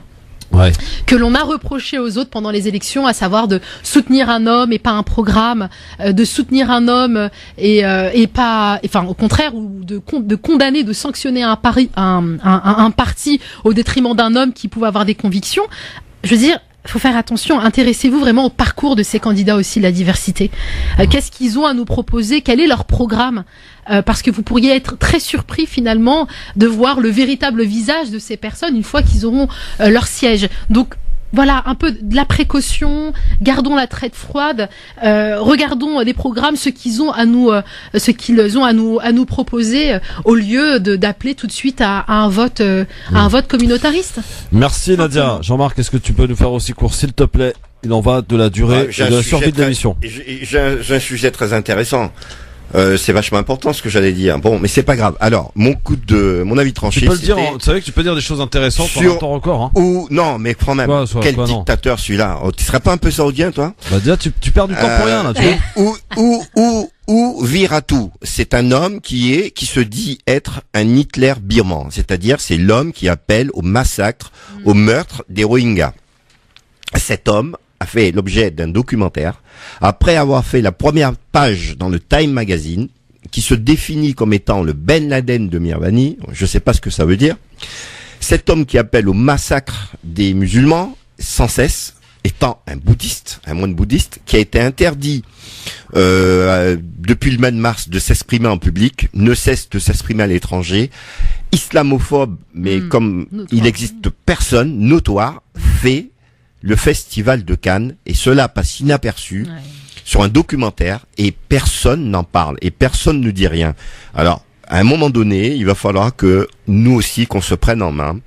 Il y a des réseaux sociaux, il y a Twitter. Eh ben, mesdames et messieurs, utilisez-les, parce que plus vous serez nombreux dessus, et plus à ce moment-là, il y aura du recul sur les exagérations, sur les discriminations. Arrêtez d'être silencieux, essayez de vous bouger, ça coûte rien de taper Facebook, Twitter, vous dénoncez. Voilà, ça marche maintenant, c'est reçu comme tel. Merci monsieur Jean-Marc Zébellus pour cet avis tranché très intéressant. Et vous voyez qu'en un temps record, vous avez pu dire des choses extrêmement intéressantes et surtout alerter. Pas besoin de prendre 5 minutes pour... Bâclé. Non, pas du tout, pas du tout. C'est ce que vous comprenez pas, vous tous, là. C'est que quand on est en radio, on peut s'exprimer en 1-2 minutes, faire passer des messages extrêmement importants. Pas besoin de prendre 5 minutes et parfois on risque de se répéter. Voilà. Mais si c'est pas de la dictature. N'est-ce pas, Nadia? Oui. Bon. C'est pas de la dictature. Moi, ça m'allait très bien d'être concise aujourd'hui. Bah, c'est parfait. Voilà. Bah, ça va très bien à tout le monde. Allez, on y va. C'est parti pour le coup de cœur. On y va. France Maghreb 2. Le coup de cœur. Et Nadia en aura 2 pour la peine. 2 coups de cœur. Exactement, j'aurai 2 coups de cœur. Eh bien, on t'écoute, Nadia. C'est pas du faillotage. Alors, mon premier coup de cœur, c'est Ginette Vicomte, qui nous a quittés. Alors, qui est Ginette? Ginette, en fait, c'était la bibliothèque, j'ai vraiment du mal à parler. La bibliothécaire. Merci. Dans la ville qui m'a vu naître, en fait, en Normandie.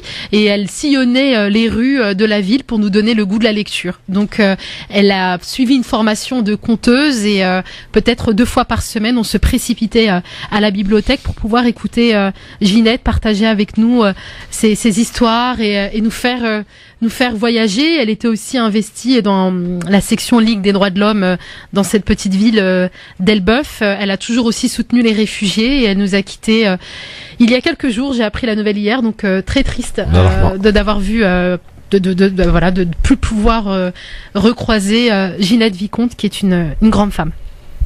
Et ton deuxième coup de cœur? Et mon deuxième coup de cœur, en fait, c'est l'association dont je parlais tout à l'heure.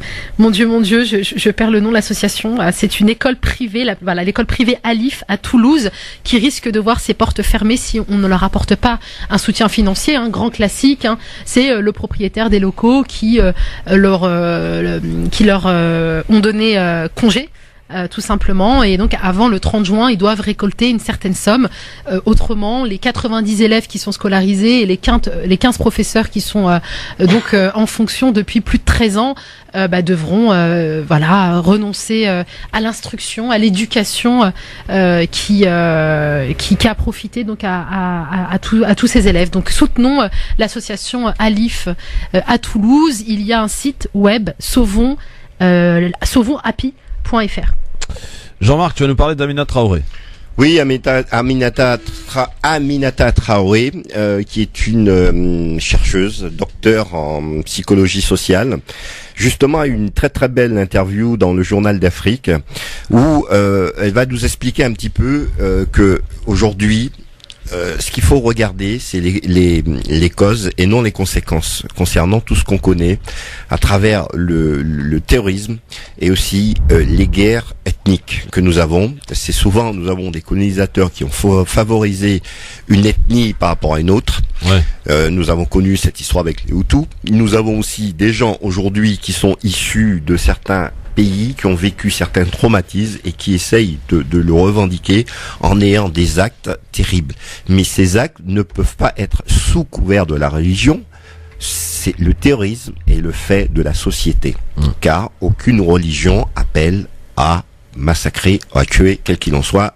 La religion, c'est l'amour. Donc, elle nous explique justement que toutes ces conséquences sont dues au maltraitement, sont dues aux ingérences, sont dus à l'impérialisme qui a cherché qu'une chose, à s'enrichir au détriment du peuple, et que on accusait souvent aussi certains chefs d'État, mais tous les chefs d'État qui ont voulu s'y opposer ont eu des problèmes, que ce soit en Afrique, prenons Sankara, prenons Gbagbo, qui est à la Cour internationale pénale, prenons le général Kadhafi à l'Aramo aussi, qui ont fini, en voulant s'opposer à cet impérialisme, ont fini bien mal, et souvent le peuple doit aussi prendre conscience que la nation c'est eux, et que la nation aussi c'est l'héritage de leurs enfants.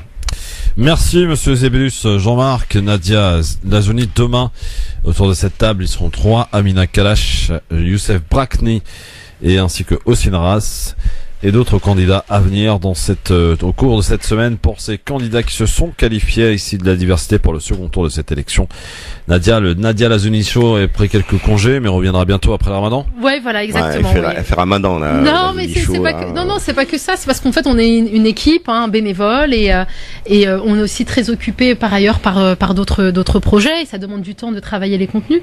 Donc on s'y remettra quand le temps nous le permettra. Très bien.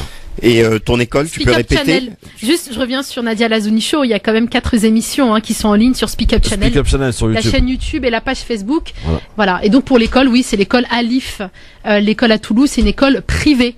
Donc qu'il faut absolument soutenir. Autrement, ils vont fermer leurs portes avant le 30 juin. De l'instruction naît la grandeur des nations. Exactement. Et c'est très important. Merci beaucoup. Merci Monsieur Fro pour votre accueil. Merci Nadia, ce fut un réel plaisir de partager cette émission avec toi.